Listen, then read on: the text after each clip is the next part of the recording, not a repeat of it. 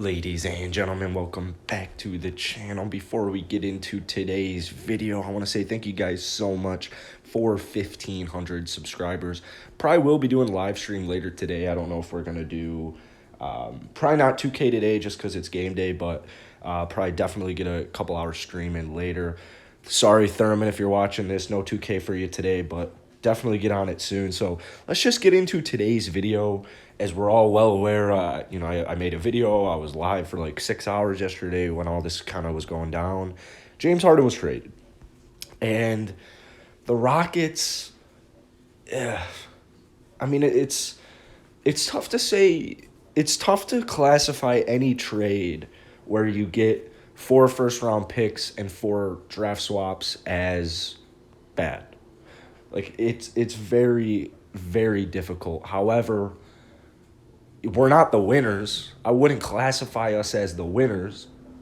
But what I will say is I think this will work. I really do. I see a lot of tweets, a lot of YouTube videos, saying the Nets are going to be really good for the next 4 years or whatever. Obviously, I think the last pick's 2027. It might be 2028, but I believe last pick's 2027. 3 of them are Brooklyn. One of them's from the Bucks. And, it's here. It's right here. So 4 first-round pick swaps, 21, 23, 25, 27. We got Milwaukee's first, the 3 first from Brooklyn, and then we got Dante Exum, Victor Oladipo, and Rdonis Kirkus. I'm not quite sure what to make of the 2 randos, because, Dante Exum's that's our backup point guard right there. So I guess I would assume they're going to be on the roster. However, I wouldn't be shocked if they were both waived. I believe Bruno Caboclo was waived last night as well. Really quickly, though, I know I'm going to probably get some comments about Gerald Green. I doubt Gerald Green. I really doubt they make that move just because, first off, it can't happen for at least another month. In fact, I think it's actually 30 days from now is when that move would be, legitimately able to happen. But Gerald Green, James Harden's gone. Unless we're competing, I don't really see a reason or a need for Gerald Green. I would prefer to get younger. I'd prefer to get more athletic. I like Victor Oladipo. He's having a really great season. It hasn't been that long. He's coming off a pretty major injury, but defensively, he's very good. I would definitely classify it as an upgrade defensively. Honestly, guys, I'm not too upset with the trade. I think the market must have been a little bit small. It had to, the Sixers it had to be something bad where if they threw in Maxey, there was going to be, no picks or 1 pick. And Brooklyn's deal is, it's really tough to not get that.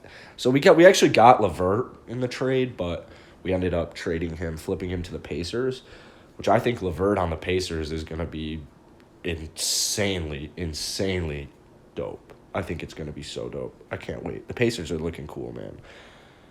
I would say my main concern, my main issue with all this, we still need a backup center, and I don't think that the Rockets are necessarily done making moves. I don't think it would happen before this game because I don't think they'd have enough players to play in the game.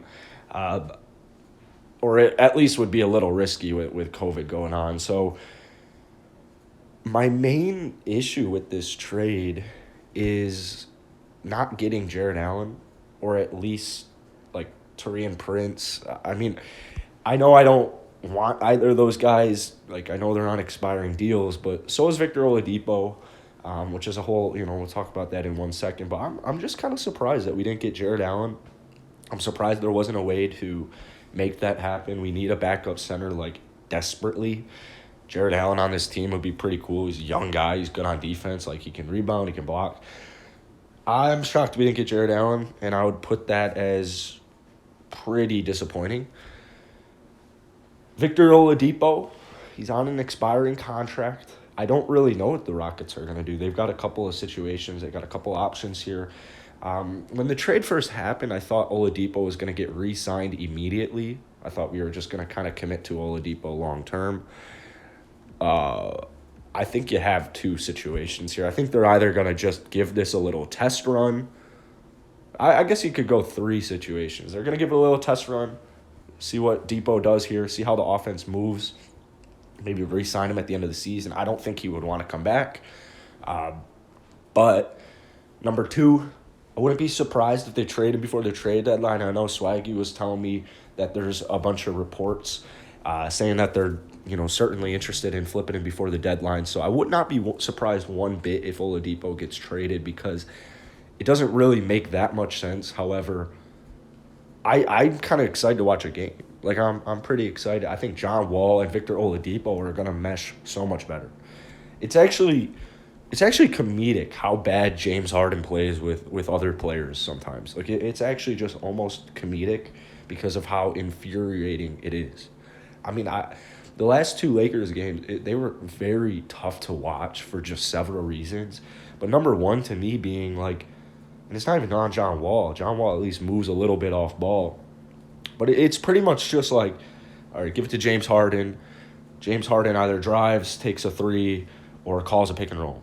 John Wall does the exact same things. So, like, this offense was so stagnant in the last couple of games, and I don't know why. We weren't making any shots. We haven't made shots all season pretty much. The offense needed a lot of help. Defense needs some help too, man. So, as far as contending goes, absolutely not. We would need a lot of help. I would say that, like, maybe we'd have a super small chance if someone on the Lakers got hurt. I hate saying that, but, I mean, the Lakers are probably going to get a three-peat going here. I don't even know if Kyrie Irving's playing the rest of the season. That Brooklyn net trade might have literally saved the Nets season. We have no idea what's going on right now. The NBA is getting crazy. I love it. I absolutely love it. But yeah, I honestly think we will be offensively, defensive. I think we're going to be a much better team as far as like ball movement goes, as far as interest goes. James Harden getting traded was tough, man. That was a tough day. I hope you guys are all doing all right. I hope no one's burning any jerseys. I wouldn't even throw out a possible reunion later on in his career. The thing about this Brooklyn Nets trade is they gave us pretty much, I mean, we got like 8 picks. So a lot of people are getting upset that, they're the Brooklyn Nets. They've got Kyrie, KD, and James Harden. They're going to be good for several years. You honestly might be right. You might be right. I don't think that the Nets have what it takes right now to win a championship just because they've got only like too many scorers. I don't know how they're going to mesh, if they're going to mesh well. And then number two, they lack so much depth. They lack so much defense. I think their defense is fine. They kept like Jared Allen or Taurean Prince, it'd be a little bit better. But the buyout market games, it's going to be strong. I'm sure they're going to be hitting that pretty hardcore. They're going pretty much all in like they did with KG and Pierce.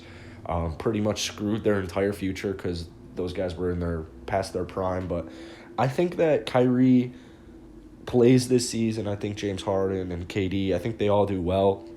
However, they are 31.